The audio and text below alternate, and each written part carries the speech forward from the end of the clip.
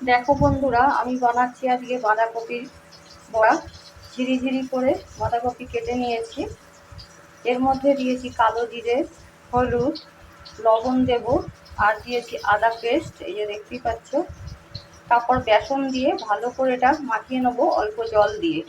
চলো মাখিয়ে নিই, তারপর ভাজাটাও তোমাদেরকে দেখিয়ে দেবো। আর দিয়েছি কাঁচা লঙ্কা কুচি, দেখতেই পাচ্ছ, যে যেমন ঝাল খাবে।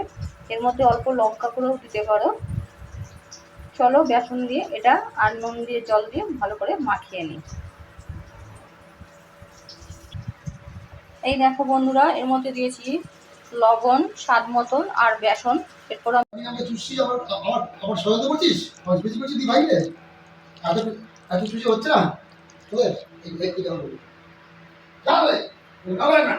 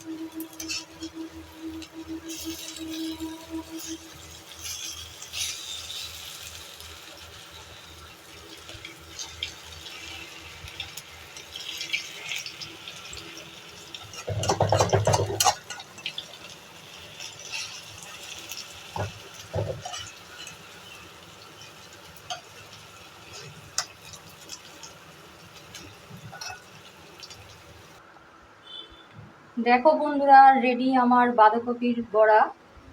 কেমন হয়েছে অবশ্যই কমেন্ট করে জানিও। ভালো লাগলে